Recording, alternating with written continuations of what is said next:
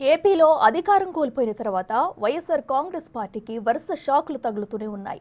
YS Jagan కు అత్యంత సన్నిహితులు, వైఎస్ఆర్ ఫ్యామిలీకి వీర విధేయులు సైతం వరుసగా రాజీనామాలు చేసేస్తున్నారు.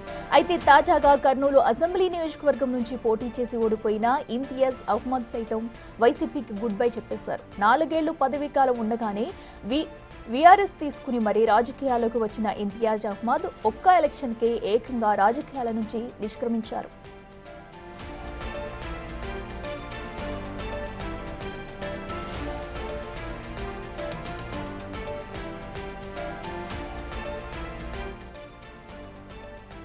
అయితే కృష్ణా జిల్లా కలెక్టర్గా, సీసీఎల్ సెక్రటరీగా అనేక కీలక పదవులు నిర్వహించి జగన్ ప్రభుత్వం కీలక పాత్ర పోషించారు ఇంతియాజ్. ఇప్పుడు ప్రభుత్వం మారడంతో గత తప్పిదాలపై కేసులు పెడతారనే భయంతో రిజైన్ చేసినట్లు ప్రచారం జరుగుతుంది.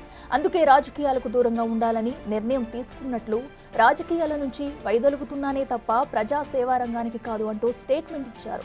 ఇక ఇంతియాజ్ బాటలోనే మరికొంతమంది వైసీపీ నేతలు రాజీనామాలు చేసే ఛాన్స్ ఉన్నట్లు తెలుస్తుంది. అంటే ఇంతియాజ్ పూర్తిగా రాజకీయాల నుంచి వైదొలిగినట్లేనా, లేక ఓటమి పార్టీలలో చేరతారా అనేది సస్పెన్స్ గా మారింది.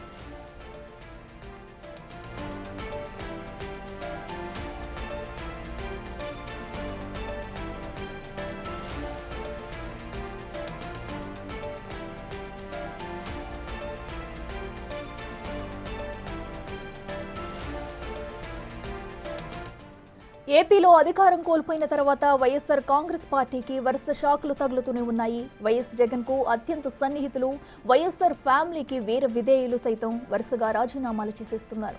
అయితే తాజాగా కర్నూలు అసెంబ్లీ నియోజకవర్గం నుంచి పోటీ చేసి ఓడిపోయిన ఇంతియాజ్ అహ్మద్ సైతం వైసీపీకి గుడ్ బై చెప్పేశారు. 4 ఏళ్లు పదవీ కాలం ఉండగానే వీఆర్ఎస్ తీసుకుని మరీ రాజకీయాల్లోకి వచ్చిన ఇంతియాజ్ అహ్మద్ ఒక్క ఎలక్షన్కి ఏకంగా రాజకీయాల నుంచి నిష్క్రమించారు.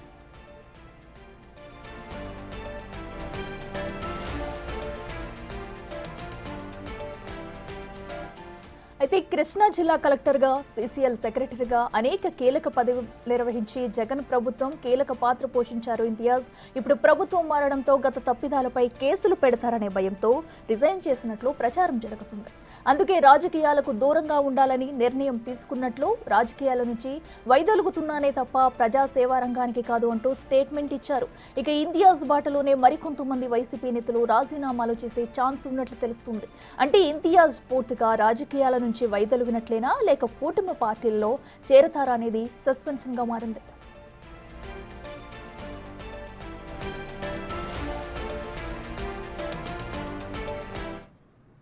ఇంతియాజ్ అహ్మద్ వైసీపీకి గుడ్ బై చెప్పడంతో కూడా వైసీపీ పార్టీకి మరో షాక్ తగిలిందనే చెప్పుకోవచ్చు. ఇదే అంశానికి సంబంధించి మరింత సమాచారం మా ప్రతినిధి శివ అందిస్తారు. శివ, చెప్పండి, ఇది ఇంతియాజ్ అహ్మద్ వైసీపీకి గుడ్ బై చెప్పడంతో కూడా ఆ పార్టీకి మరో షాక్ తగిలింది. అయితే ఇంకా ఎవరైనా ఆ పార్టీకి రిజైన్ చేసే ఆలోచనలో ఉన్నారా? తదుపరి ఇంతియాజ్ భవిష్యత్ ఏంటి, కార్యాచరణ ఎలా ఉండబోతుంది అనేది ఏమైనా ప్రకటించారా?